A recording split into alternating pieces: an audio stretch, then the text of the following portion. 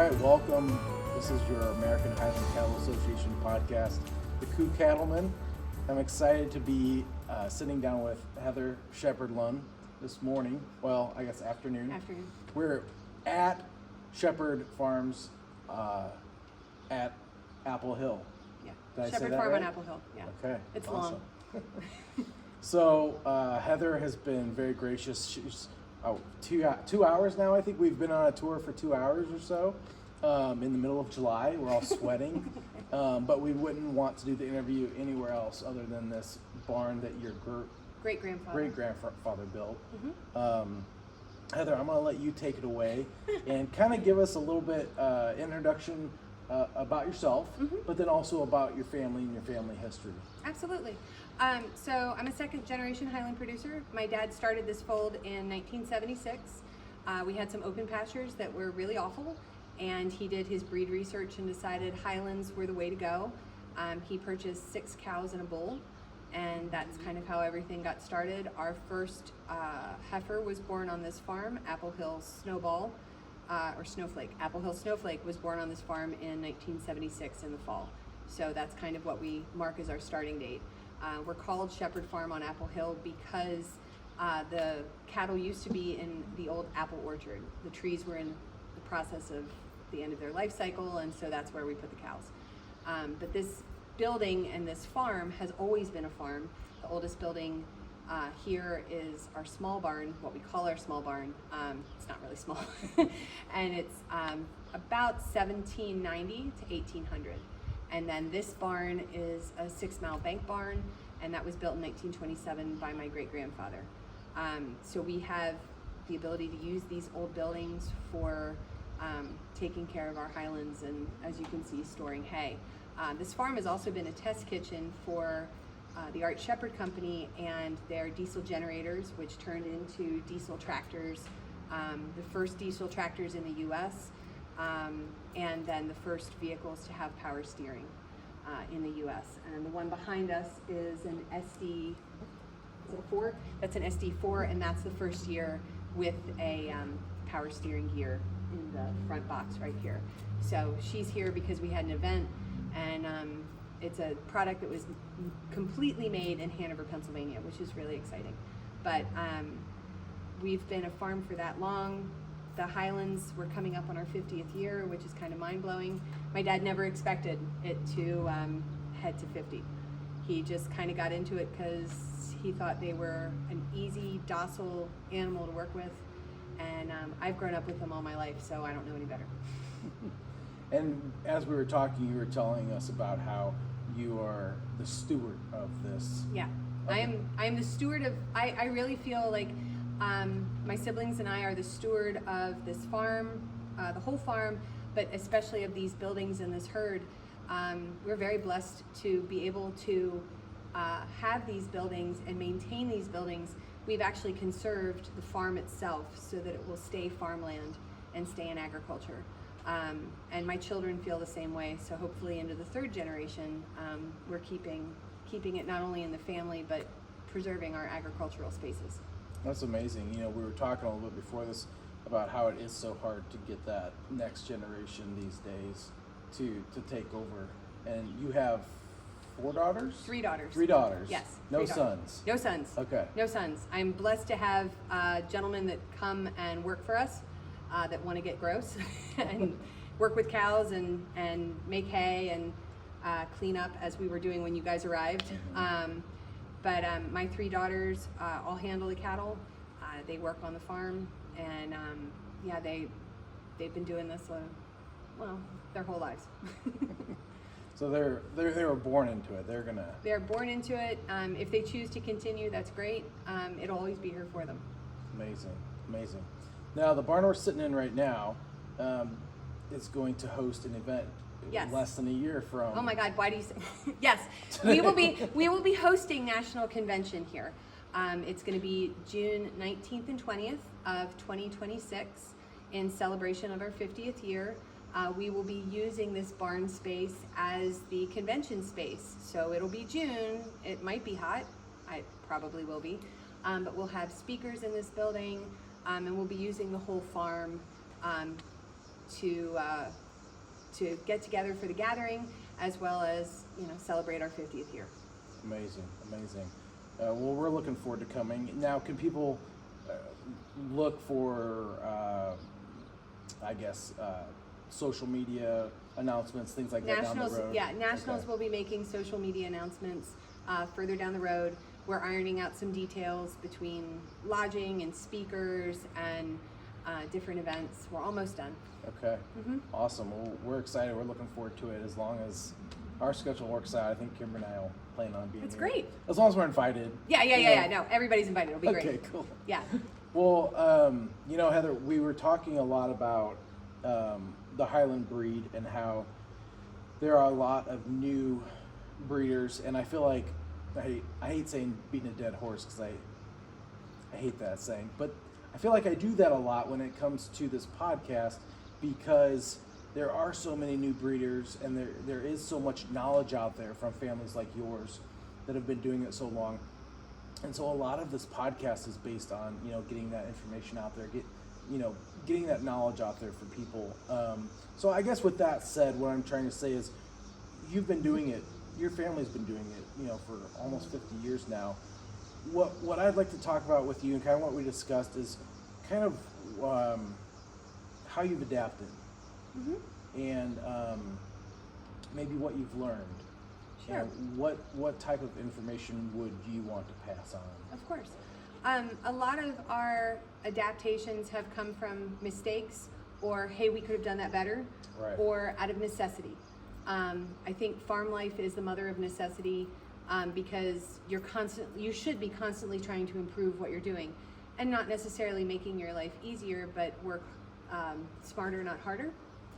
So everybody's situation is going to be different too.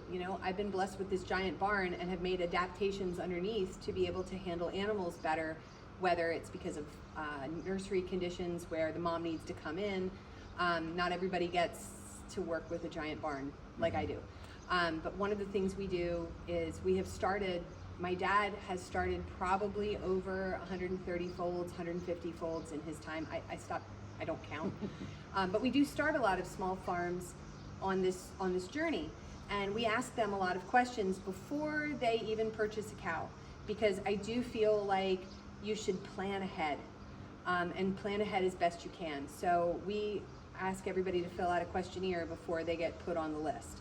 And do you have a vet? Do you have a corral and a handling system?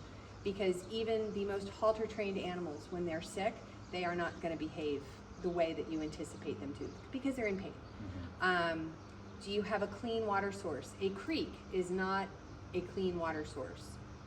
Animals will lay in a creek, they will defecate and urinate in a creek. That is no longer a clean water source for anybody. And having a plan.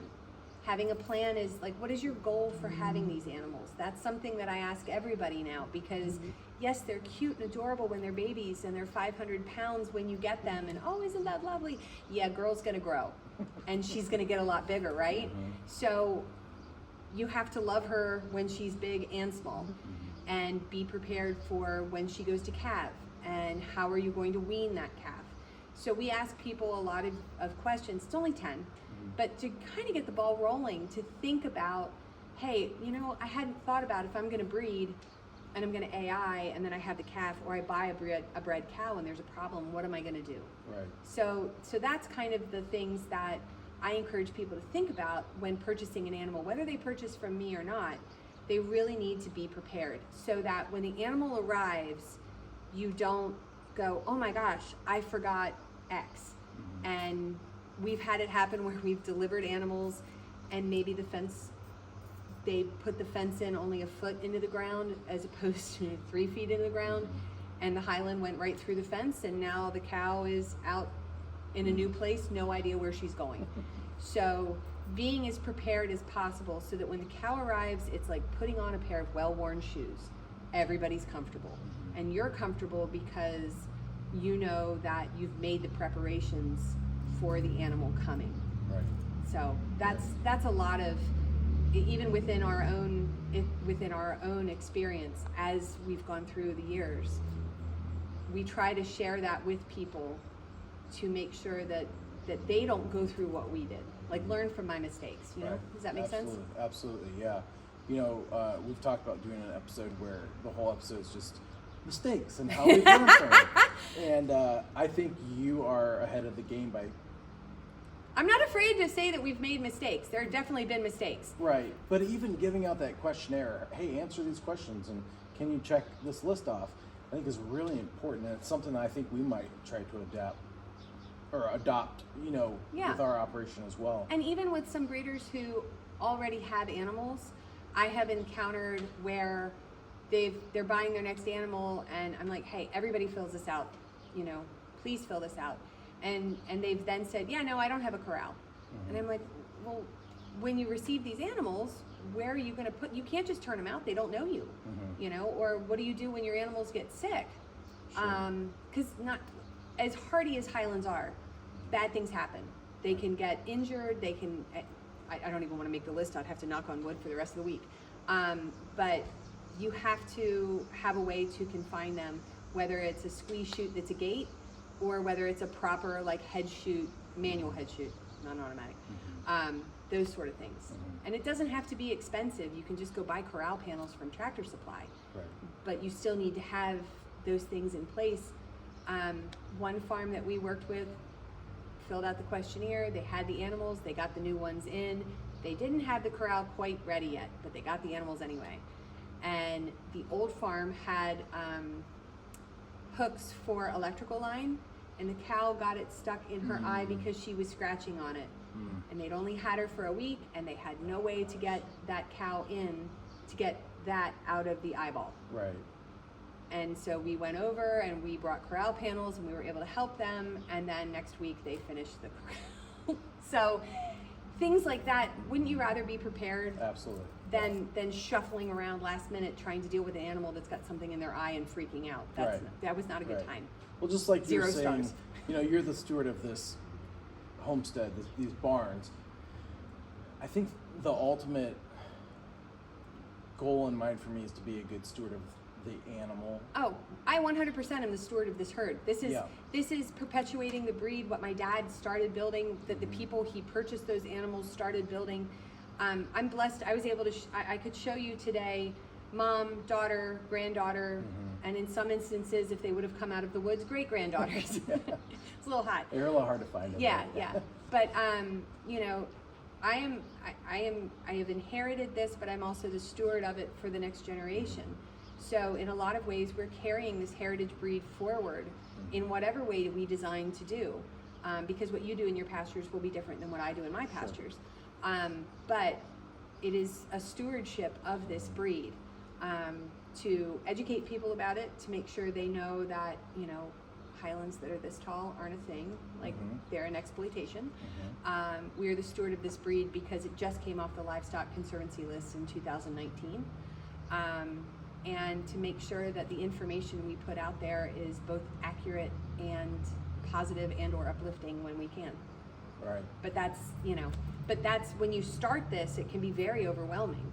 And if you don't have a goal in mind, and you just want to have them because they're fluffy and you like to brush them, that's not a goal. Right. That's a pet. Like, come to our farm at one of our agritourism events and just come brush it. It's a lot cheaper than buying it, right? Putting it in your backyard. In a trailer.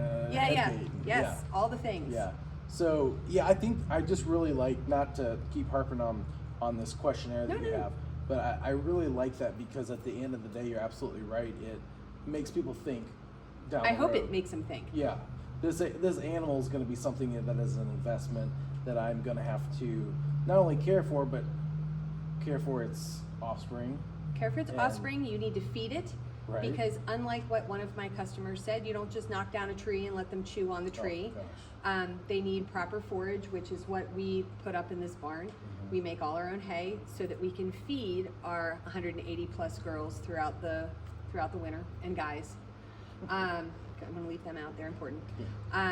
But that's something that making sure that people think about those things. You can't run, 50 Highlands on 20 acres. That's not an algorithm that works, really. Right. You're going to destroy that land. Right. You need to give them quality forage. They're not a goat. Even goats need quality forage. Sure. And that's as breeders come on, and it's great to see so many people interested in the breed. I mean, my dad is astounded for doing this for so long, where he started selling them price-wise, like giving them away, versus now, he's just like, I can't believe it. But we also have people who aren't coming from agricultural backgrounds that want to get involved and have a farm and retire there, or raise their kids on a farm. That's amazing. I love that. But make sure that you know all the parts that go into this, where, for example, I had a bull that learned how to open a gate. Popped the latch, and he took his 3 friends for a walk through our farm right before my daughter's vocal concert. Oh, gosh. Guess who didn't go to that? Oh. And that's fine. That's fine. I found them. They were thrashing a bush next to a Corvette at a neighbor's place. It's fine. They didn't do anything to the Corvette. But it does change your lifestyle. You can't just turn them out and hope for the best. Right. At least a responsible steward doesn't do that. You might not even be able to go on vacation for a few days in a row. Correct. There's that. You need to find a farm sitter. Yeah. Because again, shout out to Julie and Danny. Yeah. That's our. I don't know who they are, but thank you. My mother-in-law and father-in-law, Awesome. who are in the heat of Illinois right now, trying to water our cows. Yep. So, yeah. But that's it. It's not just, and like I said, if you love Highlands and you want to have them, but you don't want to change your lifestyle, go visit a farm that is open to the public. Go brush a cow. Support that farm. Don't put that on yourself or on the animal to survive you. You should be helping them thrive. Right. So that is my weird, like, it's our job to make sure that the cows succeed as well as the new buyer. Right. Are you then potential buyers that don't have cattle, or maybe you're just getting into it? Are you having them come here first, or how's that? Because I know you do a lot of education. I do a lot of education, and we do have a wait list. We're very blessed to have a wait list.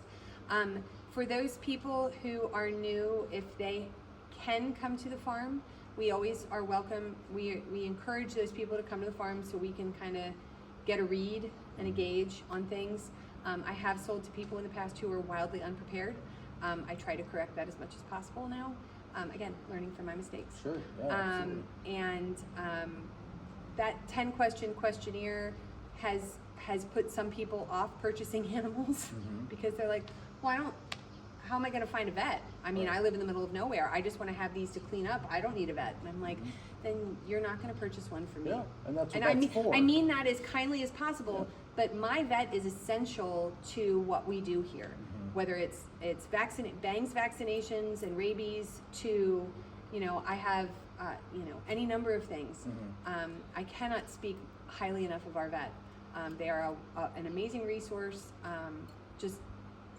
You need to have one. It's not really optional. Right.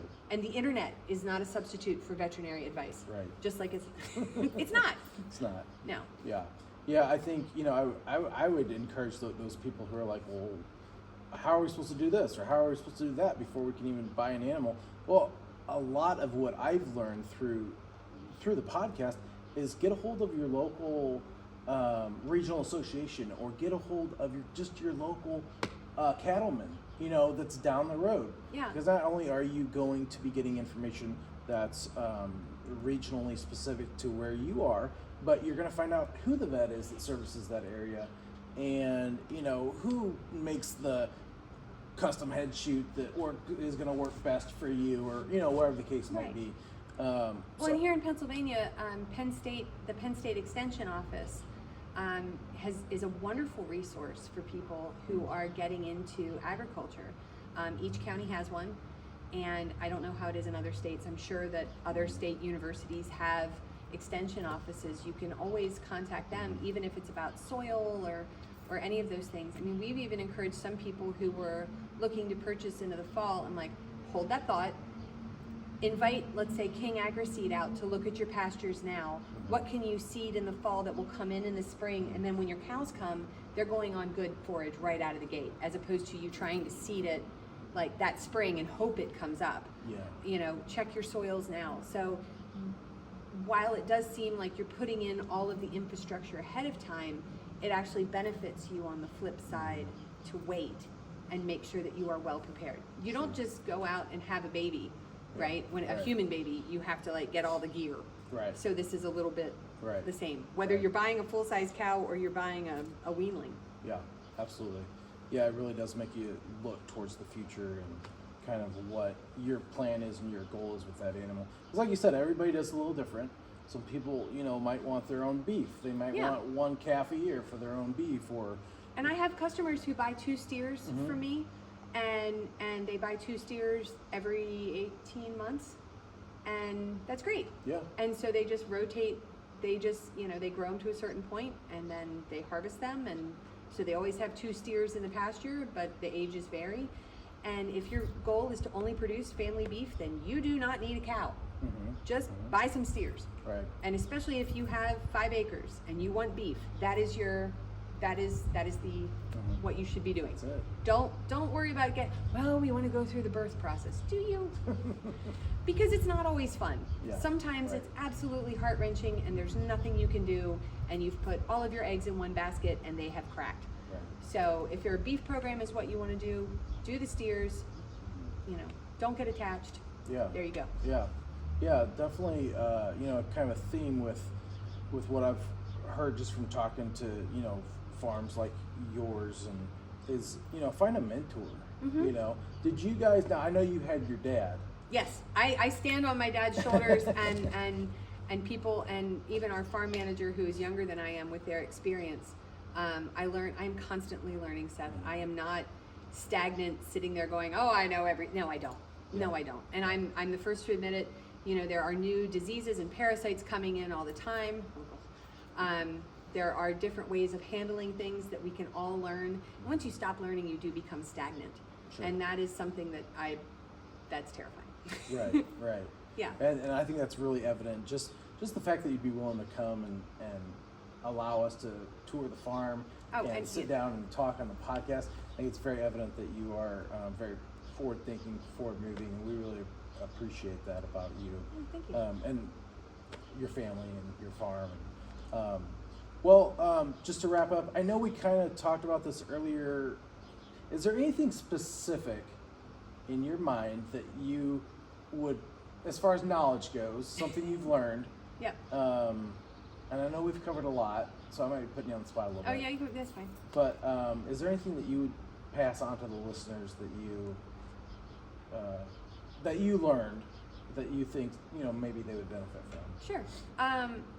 So while my dad's been doing this pretty much himself since '76, I started coming online about 2008, helping first move the beef in farmers markets, and then soon selling cattle with him. I cannot, and I understand how people feel about vaccinations. However, when you're selling, and we had talked about this before, making sure that your animals are protected when they leave your farm, or when you're purchasing, making sure that they're protected with a vaccination schedule that it doesn't have to be every vaccination under the planet, but making sure, like we had sold cattle to someone far afield, and it was the largest sale we had ever had at that point. It was like 12 animals, and all of the young ones passed away. All the ones that were under 2 died within 3 months, and it turns out that they were susceptible to blackleg, and we did not vaccinate for it because we don't have it on our farm. So now our protocol has changed that we add in those vaccinations to protect our animals once they leave this farm.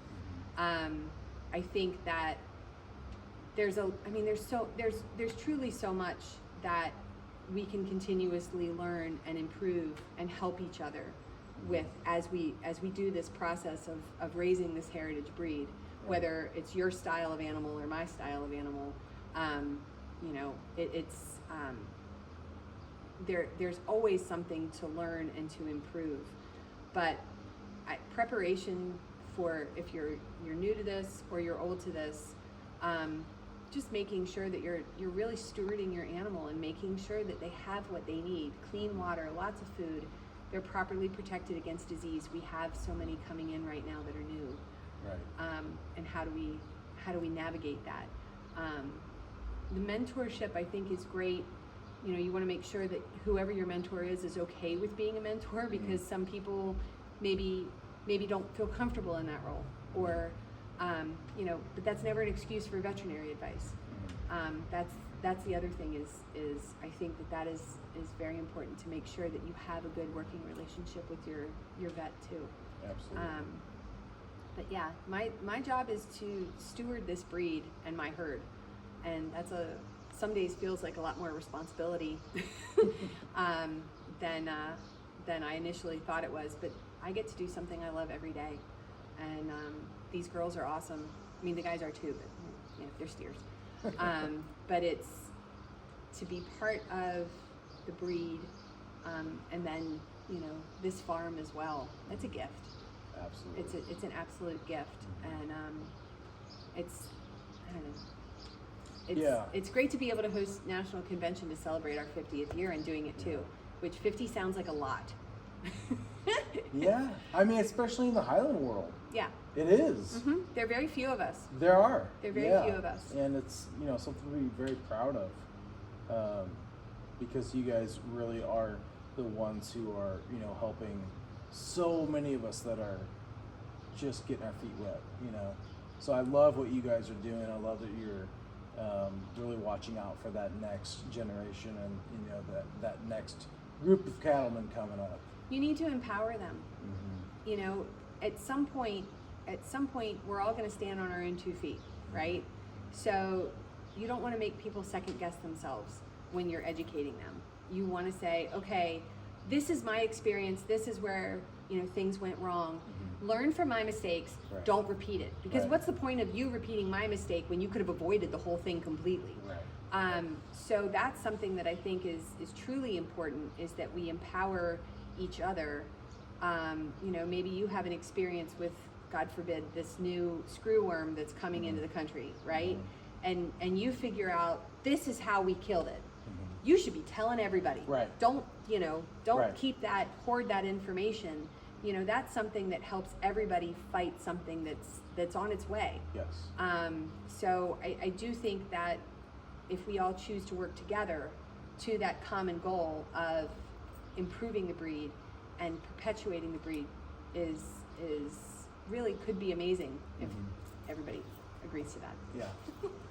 I think we're all on board with moving the breed forward for sure, and helping each other out. Well, thank you so much, Heather. Thank you for allowing Kimber and I to come here and just check out what you're doing. And we love barns, so that was like at least 50% of coming out to Pennsylvania. Oh, I see how it is. Was just seeing barns. We just wanted to see barns. And there's some really great ones and some really unique ones. I mean, the fact that we have 2 barns that are so disparate, and yet they still have the rail across from when they used to not bale hay. Barns are fascinating to me too. Barns and tractors. And the Sheppard line, and that's one of the things that at National Convention. So we have a R.H. Sheppard Museum with all of the tractors and the evolution from, believe it or not, floor polishers to diesel generators, to diesel engines and tractors. The evolution is in that museum. So for people who really like tractors, that's going to be open for people to come see. And they all work because my dad wants them all to work. So Cool. I'm really hoping he unhooks the starter. But yes, I've been trying to control my excitement when it comes to the tractors, because that's my world right there. Outside of cows, I love, and that's so just if you guys don't know anything about Sheppard diesels, just Google it. And your mind will probably be blown, and then come to the National Convention and see the museum. Yeah. So, one of the many things we have planned to do. Yeah. Hopefully everybody will enjoy staying in Gettysburg, because I saw you guys were there last night. Yeah, we stayed there 3 nights. That's awesome. Cool. Gettysburg's a great town. A lot of history. It's close, and there's a lot to do there. Right. And then we'll have the Tractor Museum available. Hanover Shoe Farms, which is the world's largest standardbred nursery, has agreed that people can come see their breeding operation, because they breed the most horses of anyone in standardbreds, which is insane. And while it's not the same as cattle, it's still something that you can cherry pick things and learn from that experience. A lot of people enjoy anything with 4 legs. Yeah. So, well, awesome. I don't think I'm overstepping myself by saying if people want to reach out to you, we can tag probably your social media Yep. contact. Well, we won't give out your phone number. No, please don't. But, Too many people have it right now anyway. but maybe just a social media link or something like that. Absolutely. To be able to contact you Yeah. if they have questions or want to purchase cattle or Mhm. beef or whatever the case might be. Yeah. I don't know if we said, I think we did. We are in the Hanover, Pennsylvania area. Yes. So if any listeners are in that area, I'm assuming you would have maybe some guidance or be able to answer questions. Yeah, or absolutely. something along those lines. Absolutely. Okay. We're here for it. Great. Well, thank you, Heather, and thank you for having us here. This has been probably the highlight of our vacation so my far, I gosh. would say. So we look forward to being back here in a little bit less than a year. Yeah, it's gonna be awesome. Let us know if you need our help. Oh, you So. sure you wanna do that? I mean, I did help with the show. Did you yes. see me get the tape? Yes, I saw you get tracked the it tape. down. You blocked people out. I didn't block people down. I put up the tape, and then I enjoyed the show. Okay. But that was the important part. That was the yeah. Yeah. So We don't need people trumping in the middle of the show. I'm here to help, I appreciate that. even Thank though you. we're 12 hours away. Hey, I'll So. put you to work. Don't worry. Okay. Thanks, Awesome. Heather. Thank you so All right. much. Okay.